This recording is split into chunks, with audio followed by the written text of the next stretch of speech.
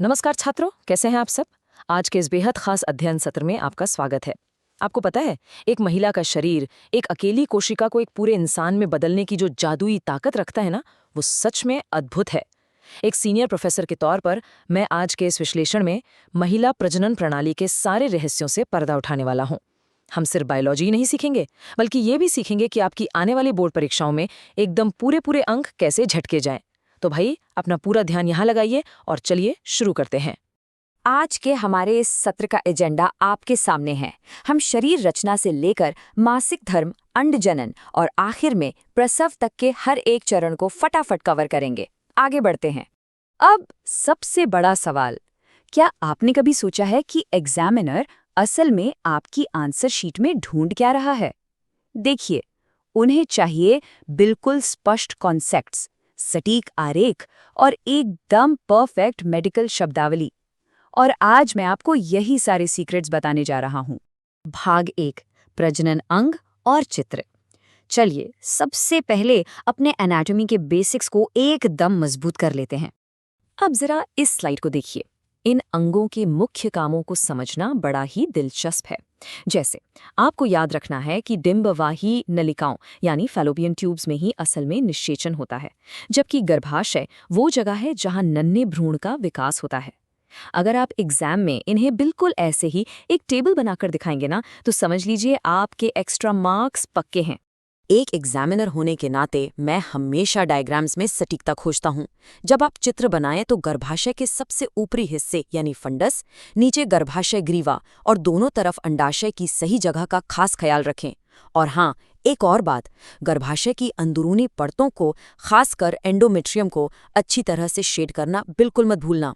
यही वो छोटी छोटी बातें हैं जो आपको पूरे अंक दिलाती हैं। ये रही आपकी क्विक चेकलिस्ट। अपना डायग्राम पूरा करने के बाद एक बार जरूर चेक कर लें कि क्या आपने फंडस से लेकर योनि तक हर एक हिस्से पर सही से लेबल लगाया है या नहीं। कोई भी लेबल छूटना नहीं चाहिए। भाग 2, मासिक धर्म और हार्मोन चक्र। आइए देखते हैं कि कैसे हार्मोनल रिदम इस पूरी प्रक्रिया को कंट्रोल करती है। अब ये बहुत बहुत महत्वपूर्ण है। ये है फीडबैक लूप। होता क्या है कि हाइपोथैलेमस से जीएनआरएच हार्मोन निकलता है, जो पिट्यूटरी ग्रंथि को एफएसएच और एलएच छोड़ने का सिग्नल देता है। फिर ये दोनों जाकर अंडाशय को अपना काम करने के लिए जगाते हैं। आपको बस इसी फीडबैक लूप को ऐसे ही फ्लो चार्ट के रूप में अपनी कॉपी में ड्रॉ कर देना है। बस काम हो गया। अक्सर बच्चे इन दोनों हार्मोन्स में कंफ्यूज हो जाते हैं। देखिए, इसे ऐसे याद रखिए। एस्ट्रोजन का काम है एंडोमेट्रियम को बनाना और प्रोजेस्टेरॉन का काम है गर्भावस्था के लिए उसे बचा कर रखना। है ना आसान? एग्जाम में भी बिल्कुल ऐसे ही आमने सामने तुलना वाली टेबल बनाइएगा।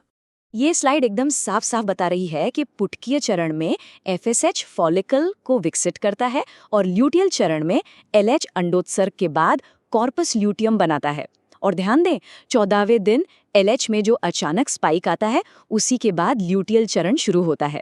ये 14वें दिन वाला आंकड़ा ना परीक्षाओं में बार बार पूछा जाता है, तो इसे रट लीजिए। जब आपसे एग्जाम में इस चक्र पर लॉन्ग आंसर पूछा जाए, तो आपका जवाब दिन 1 से 28 तक बिल्कुल इसी क्रम में होना चाहिए। मासिक धर्म से शुरुआत करें, फिर पुटकीय चरण समझाएं, 14वें दिन अंडोत्सर्ग को खूब अच्छे से हाईलाइट करें और आखिर में ल्यूटियल चरण के साथ अपना आंसर खत्म करें। एग्जामिनर खुश हो जाएगा। भाग 3, अंडजनन। चलिए अब थोड़ा माइक्रोस्कोपिक लेवल पर चलते हैं और देखते हैं कि अंडाणु बनता कैसे है। अंडजनन की पूरी प्रक्रिया को इन 3 बेहद आसान चरणों में बांट लीजिए: गुणन, वृद्धि और परिपक्वता। ये प्रक्रिया जन्म से पहले ही शुरू हो जाती है और प्यूबर्टी के बाद जाकर पूरी होती है। अपने आंसर शीट में इन 3 हेडिंग्स का इस्तेमाल जरूर करें, पूरे मार्क्स मिलेंगे। सुनिए छात्रों, यहीं पर ज्यादातर बच्चे गलती करते हैं।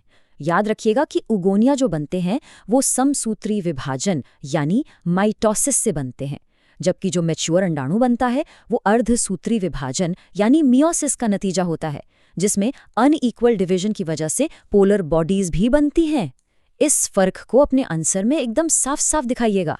जब आप अंडाशय का क्रॉस सेक्शन ड्रॉ करें, तो मैच्योर फॉलिकल और कॉर्पस ल्यूटियम को लेबल करना तो बिल्कुल मत भूलना। डायग्राम में इन फॉलिकल्स के विकास को एक गोल चक्र की तरह दिखाना सबसे बेहतरीन तरीका है। यही आपको टॉपर्स की लिस्ट में ले जाएगा। भाग 4, गर्भावस्था, निषेचन से लेकर विकास तक। ये हिस्सा क्लिनिकल नजरिए से सच में बहुत मजेदार है। घटनाओं का ये क्रम आपके दिमाग में एकदम छप जाना चाहिए। अंडोत्सर्ग से लेकर डिंबवाही नलिका में निषेचन होना, फिर युग्मनज का बनना और अंत में छठे या सातवें दिन जाकर गर्भाशय की दीवार में आरोपण होना। ये सब कुछ बिल्कुल इसी सीक्वेंस में होता है। एग्जाम में इसे एक सुंदर से फ्लो चार्ट के रूप में लिख कर आइएगा।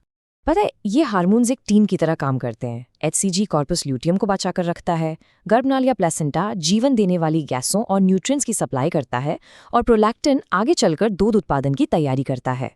इस टेबल को तो घोलकर पी जाइए। जरा इस टाइमलाइन पर गौर कीजिए, कैसे सिर्फ एक अकेली कोशिका 280 दिनों या कहें 40 हफ्तों के सफर में एक पूरा जीता जागता शिशु बन जाती है।